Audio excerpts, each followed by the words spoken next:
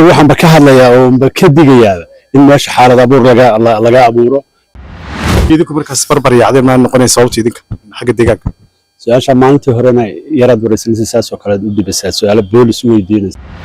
waa dadka tiifiyada ka hadlaya qaylinaya isu jawaabaya hadda cidna halka ka magacaabi maayo kana tilmaamaya. Assalaamu calaykum daawadayaal ku soo dhawaada wareysi kooban oo halkan kula yeelan doono xildhibaan hore Cabdiqaadir Jaamac Xamuud oo ah siyaasi reer Soomaaliland. Cabdiqaadir waa ku soo dhaweynaya marka hore gobolka Sanaag bad ka soo jeeda maalmahan maxaa ku cusbaa waxa la sheegayay in dhaqdhaqaaq ay ka jiraan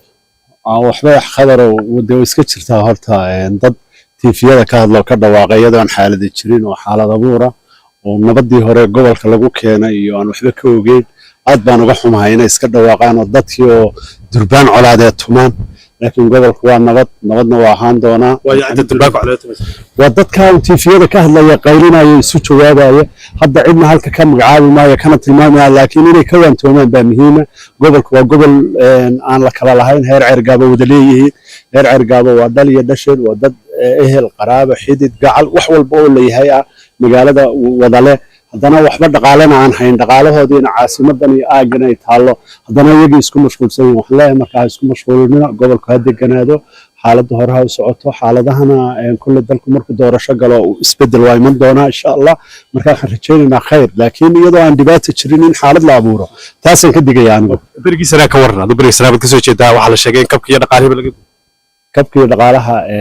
waxbaa ka jira qodobadaas laakiin inkastana de maalmahan aanan markaad xogogaal noqotid aad xafiisyada tagtid aad warka heli jirtid laakiin adaan hadda ka maqlaya in wax laga gooyana waaba khaladba waayo dadkii way joogaan oo wadada kaliya hadda bariga Sanaag la maro nabadda sida tooska dadku u maraan nabdoon marka in wax laga gooyo ma ahayna wax loo sii taray ahayd adaan bas hadda ka maqlaya laakiin haddii wax laga jaray waan ka daba teginaa insha Allah waxaa jiray madaxweyne ku-xigeenka hore ee Puntland Axmed Karaash oo deegaamada bariga soo gaaray iyo qaybo ka mid ah gobolka Sanaagba arrintaas oo mas'uuliyiin reer Soomaaliland ka hadlay sheegeen in amnigii dhibaato ku hayo waa amniga odagu wuu hadlay hadalkiisana qofku dee xor buu yahay laakiin wuu ka jawaabayba hadalkiisa dambe ma dhageysatay hadalkiisa dambe dhageyso marka anaga waxna weydiin laakiin yimaado bad ku raacsanta inuu yimaado anaga waxaan ba ka hadlayaa oo ba ka digayaa in meesha xaalad abuur laga abuuro qofna de gurigiisa goofkiisa cid ka soo hortaagi karta ma jirto laakiin xaalad abuur iyo waa waray iyo waxaasaan badiidayaa hadduu yimaado de qofka goofkiisa dib kuma aha de waxaad ka hadlaysaa laakiin isagu oday weyn loogama fadhiyin waa madaxweyne soo maray wuuna ka hadlay wuuna ka jawaabay wuuna ka dareen celiyey dadkuna inay xaalad abuur iyo bilaayo iyo abuur sameeyaan waa laga fiican yahay gobolka Sanaag ama isaga xaalad abuurka soo saacay adeer wadigaba waad ogtahay wararkana waxba la iskuma celceliya anigu way oraanahay hawsi ka sabaha ahaatee gobolku inuu deganaado baa muhiim ah dadkuna ku wada noolaadaan biyahana wada cabaan berigii Sanaag xaaladiisa ka war bariga Sanaag xaaladiisa way nabad qabtaa alxamdulillah waa meesha la maro hadda wadooyinka business oo dhan uu kala socdo khayr baan noo rajaynaynaa inay sidaa ku socoto wixii halkan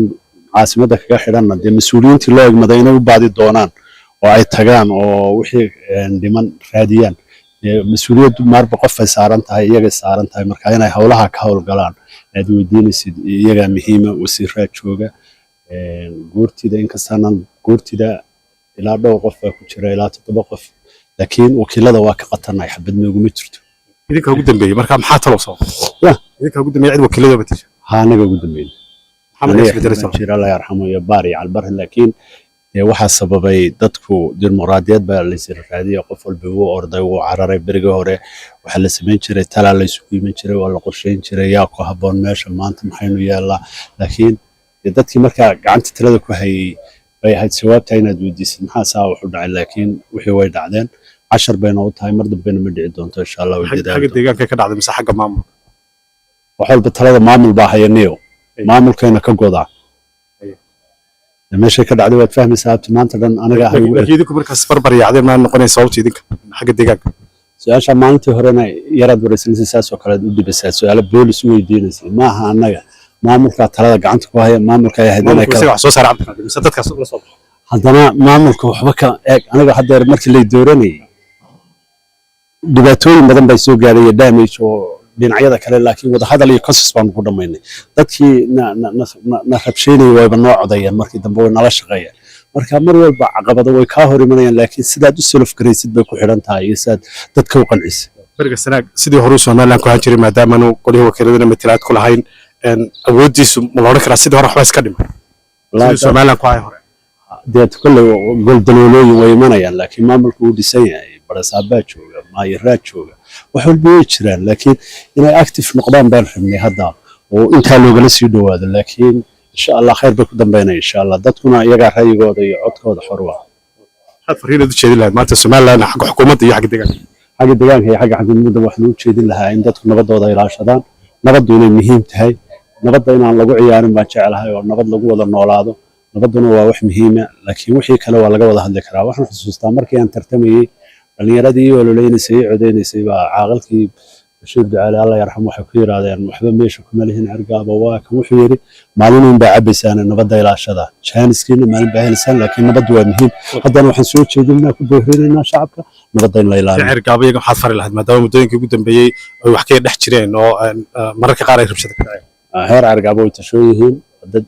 ehela oo isku xaafad wada ah wayna og yihiin nabaddu waxay tahay sidii lagu soo aasaasay meeshana waa dee taariikh qoran oo dheer oo bugaag badan laga qoray marka nabaddii iyo heshiiskii ay ku heshiiyeen bay ilaa hadda ku wada nool yihiin tii baan leeyahay xoojiya dad qurba jooga oo aan wax badan fahamsanayn inay dee khalkhal iyo xaalad abuur idinku abuuraan waan idinka digaynaa idinka meesha idinka wada dhexaysaa dee jaaniskiinana waa gaadhaysaan iyo